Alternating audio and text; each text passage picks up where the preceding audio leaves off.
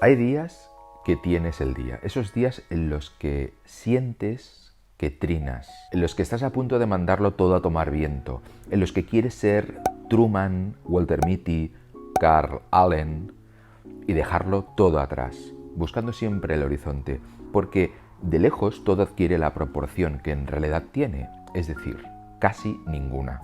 Cuando tienes el día destroyer, no toleras que tu jefe o tu superior inmediato te diga cómo tienes que hacer tu trabajo, cuando ni siquiera sabe escribir sus sugerencias sin cometer faltas de ortografía o pone en evidencia una claridad expositiva propia de un robot. Es decir, cero empatía y construcciones de frases estilo Yoda. Son días en los que te repites esa sentencia, esa famosa sentencia de George Bernard Shaw, que puede aplicarse tanto a jefes como a profesionales o expertos en temas donde lo subjetivo tiene más peso que lo objetivo. Y las correlaciones se confunden con las causas, o sea, que nadie puede demostrar que la empresa va bien porque se haya tomado X decisión. Y esa sentencia es: todas las profesiones son conspiraciones contra el hombre de la calle. Es decir, que el que dice saber más que tú solo sabe un poquito más que tú y a veces ni eso.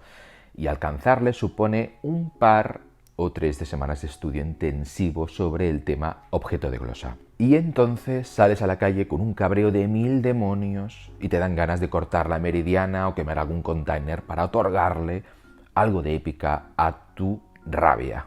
En fin, dispensad el tono beligerante y casi catártico, pero viene un poco a cuento porque hoy voy a hablaros del caos y de cómo el caos es necesario para evolucionar, prosperar y hasta alcanzar nuevos finisterres intelectuales y científicos. Y no me refiero al caos absoluto, sino a una pequeña cuota de caos.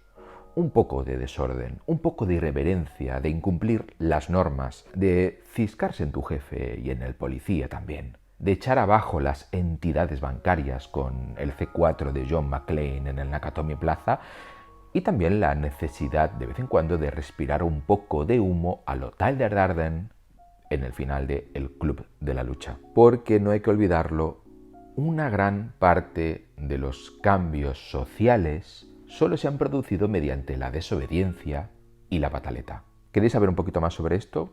Vamos a verlo en este nuevo Baker Café.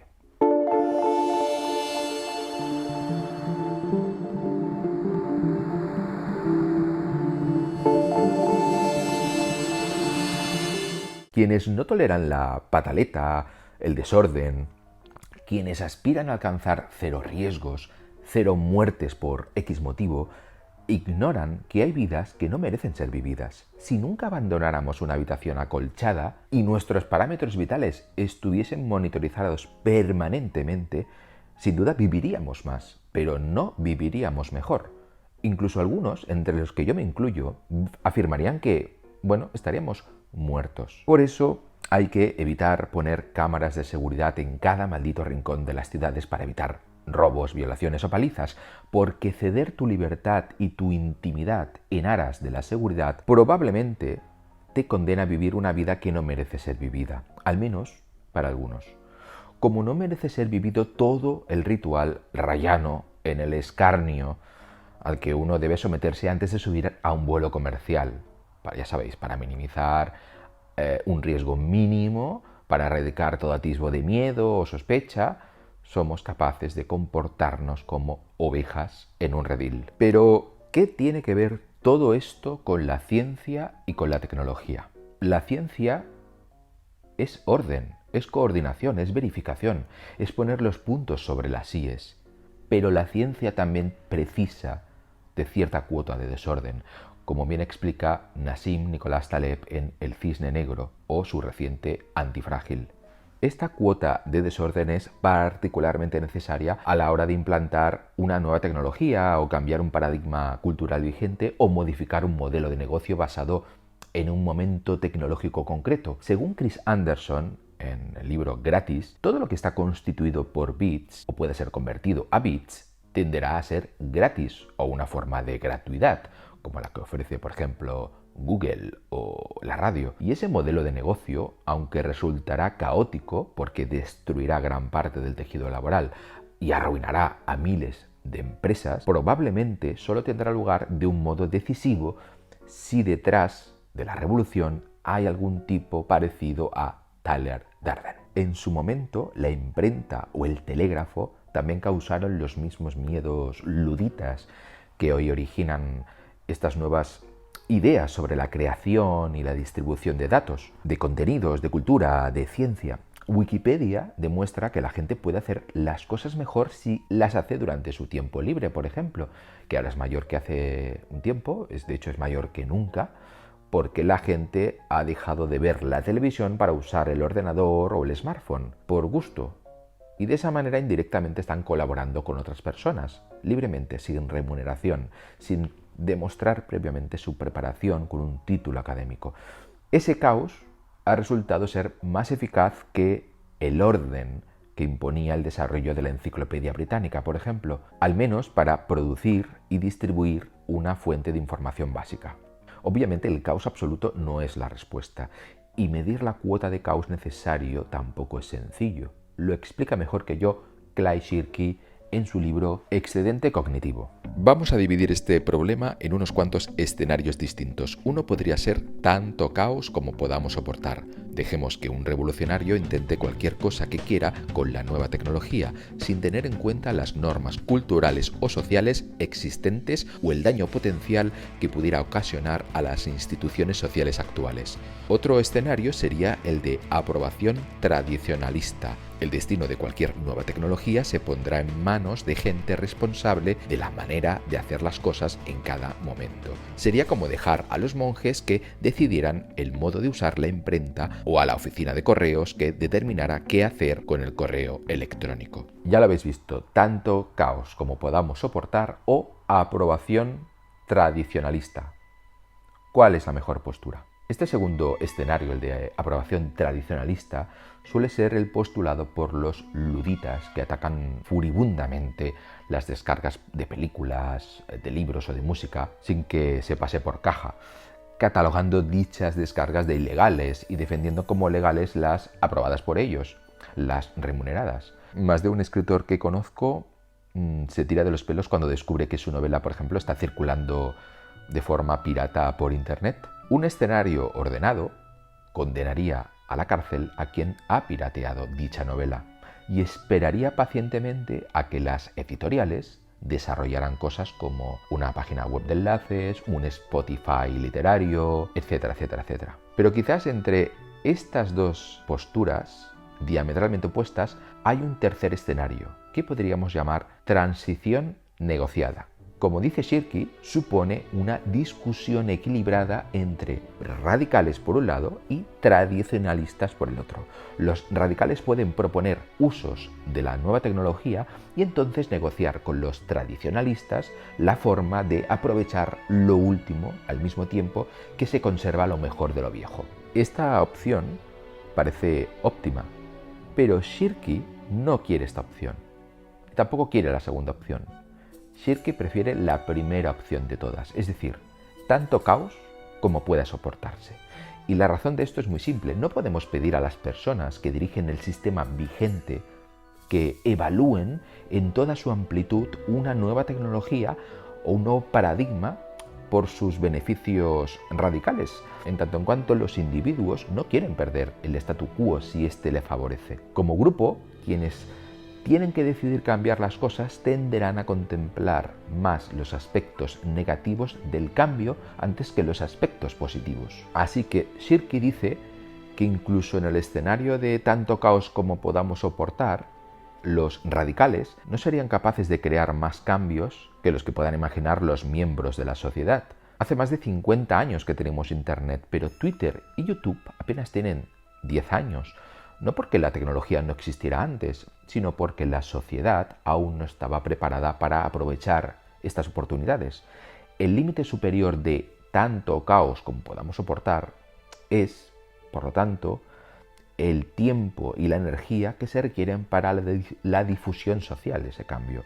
Las nuevas ideas tienden a difundirse lentamente por las vías sociales. La difusión social no solo está relacionada con el tiempo que pasa, sino también con las maneras en las que la cultura afecta al uso de nuevas ideas. Las cuestiones relativas a la cultura y al contexto se aplican a la difusión de todas las tecnologías en cierta medida, pero especialmente a la tecnología de las comunicaciones, dado que el tejido conectivo varía con el tipo de sociedad que se conecta y la clase de sociedad que se conecta varía con su tejido conectivo. Es verdad que las revoluciones radicales también pueden equivocarse, porque seguramente exageran el valor de su revolución o son incapaces de prever las ramificaciones de los cambios que proponen. Muchas revoluciones están equivocadas, qué duda cabe. Pero los radicales y los tradicionalistas parten de diferentes suposiciones y normalmente no acaban por entenderse. Así que, en aras de buscar un cambio a mejor, debemos ceder cierto control caótico a los revolucionarios, a los que infringen la ley, a los que se ciscan en superiores, jerarquías, paradigmas, a fin de que de todo ese totum revolutum puedan venir cambios a mejor. También vendrán cambios a peor, pero ese es un efecto secundario de la libertad y de salir de tu casa. La frase "las reglas están para romperlas" es una frase que no me gusta. A mí me gusta que las reglas se cumplan, pero la verdad es que esta afirmación me parece más asumible, incluso más saludable, que la frase "la ley está para cumplirla siempre". Es cierto que hay que cumplir las leyes, porque si no las cumpliéramos, viviríamos en un caos. Pero con frecuencia olvidamos que si no rompemos nunca las normas, entonces tardará mucho más en cambiar la norma, incluidas las leyes injustas, incluidas las leyes periclitadas. La prueba más obvia de que las sociedades, en toda su complejidad, necesitan poder incumplir las normas para que éstas se adapten progresivamente a sus necesidades, es que cualquier cultura está formada por una serie de frases hechas o aforismos que generalmente tienen su reverso, como si todo fuera una gran contradicción. Un ejemplo lo acabamos de ver: las reglas están para romperlas y la ley está para cumplirse. Son dos frases populares que, sin embargo, se contradicen.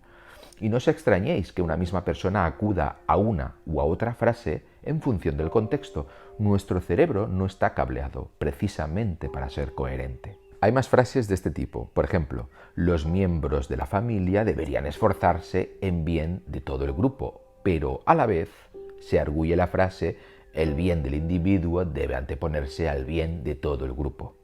Tal y como lo explica el antropólogo Marvin Harris en su libro Teorías de la cultura en la era posmoderna, en la vida real todas las reglas están rodeadas por una penumbra de cláusulas de excepción y condicionamiento, de normas para infringir normas, que a su vez contienen normas para infringir normas ad infinitum. Ni siquiera a los ladrones, asesinos y otros psicópatas les resulta difícil defender su conducta, invocando alguna norma para infringir normas. Este fenómeno se produce porque las sociedades son complejas y evolucionan muy deprisa, así que las normas siempre llevan asociadas cierto decalaje. Por otro lado, las normas muy rígidas no permiten que la sociedad se desarrolle. Sin embargo, también debe preservarse cierto orden de obligado cumplimiento para que el mundo no se vuelva caótico. Y a su vez, no deben de asfixiarse sistemáticamente todos los levantamientos contra el orden público, so pena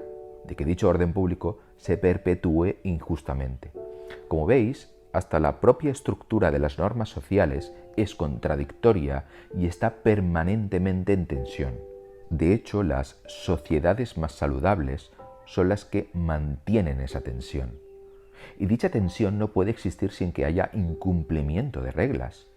Los incumplidores de reglas, en ese sentido, y en algunos casos, son héroes que debemos venerar, como también lo son los que protegen el perfecto cumplimiento de las normas. Ambas figuras son héroes que debemos preservar. Y es interesante que estén en conflicto y que estén en tensión. Una bonita anécdota a ese respecto se refiere a la caca. Al parecer, las familias indias que viven en el campo tienen normas muy estrictas para evitar el contacto con la materia fecal.